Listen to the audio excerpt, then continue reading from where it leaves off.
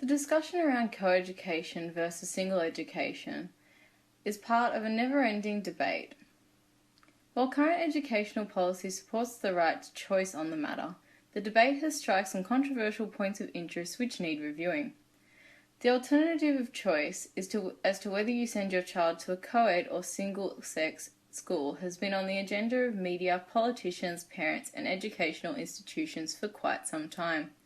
The pros and cons are disputed, reputed, and have led to a lot of discussion and research surrounding the matter.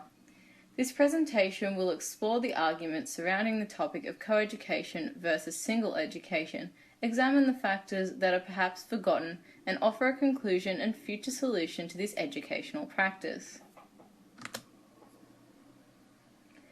Firstly, we will look at policy and opinion surrounding the topic.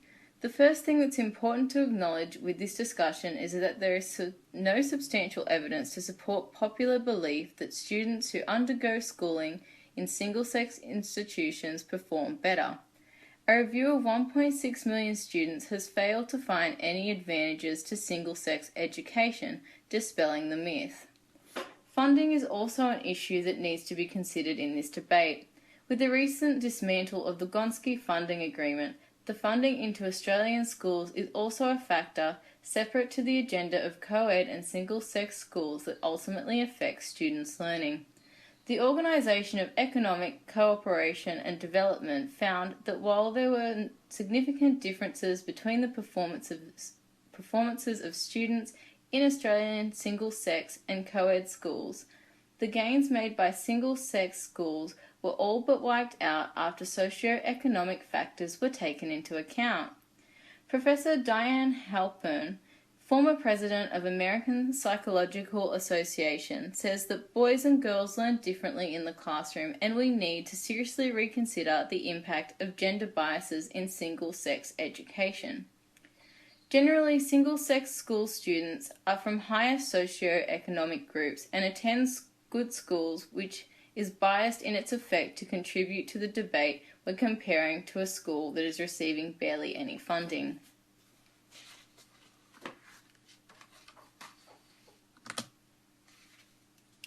It's acknowledged that perhaps by segregating boys and girls throughout education, the curriculum is somewhat shifted to be slightly more gender specific.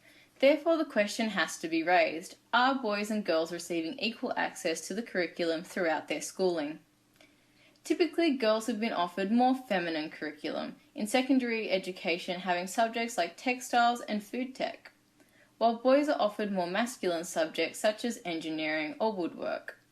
If we aim to get more female CEOs, this is hardly a step in the right direction for an ethical and fair future that proves opportunistic for women. This form of education also restricts and teaches young children they are to abide within gender-specific roles as they enter wider society, that they have a predetermined role or destiny based on this curriculum. Advocates of co-education argue that mixed schools are essential so that girls and boys can learn to live and work together. In general, their argument is that schools should reflect real life, and as society is mixed, schools also should be mixed. The fundamentals of single-sex education don't align very closely with real-life situations that students will encounter outside their school life. This is extremely important to consider as we as educators are encouraged to prepare our pupils to enter the real world, teaching them a variety of skills to enable them capable of doing so. We don't have sex-segregated workplaces, so why should we have sex-segregated schools? There has been a common belief that girls learn better in a single-sex environment. This has, however, not been proven to be true. This is a misconception and educational myth which has been ignited through common belief and biased media in favour of single-sex education. The educator is arguably the most influential factor throughout students' educational experiences. As teachers, we fulfill the role of a moral agent, providing our students with skills they need, nurturing their gifts, and creating an environment which is both stimulating and comfortable. As said by Gerald Grant, the capacity for real change lies in the hands of teachers, who must assume and exercise the moral responsibility for their profession. The opinion on these matters should be coming from the professionals themselves, teachers within schools who have first-hand experience dealing with both models. Ultimately, we as educators have the power to offer progression and change for the future, both in an ethical and practical sense. In the interests of ethical professionalism, teachers need to accept this both individually and collectively. Group reflection within schools and communities is perhaps something that needs to be examined more widely and considered thoroughly amidst research.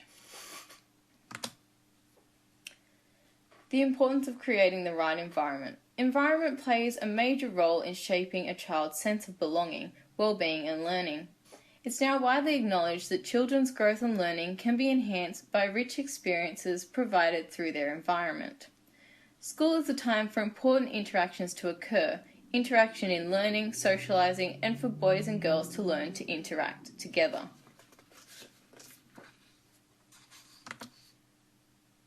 Therefore, the proposed solution is parallel education. Based on this information, it's perhaps time to reconsider gender bias in the classroom within the single-sex schools. Introduction of a third model of education has been established as parallel education.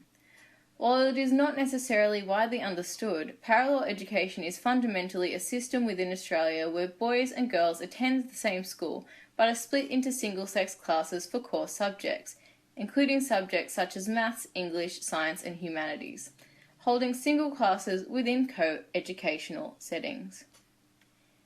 Investigation and research into this third model suggest it may offer the best of both worlds, as it proves both a single-sex and co-educational environment which appears to support the advantages of both single-sex and co-educational schools, whilst diminishing the disadvantages.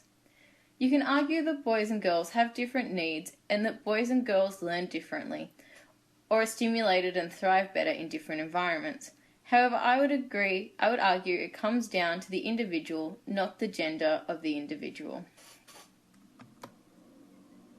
Thank you for listening.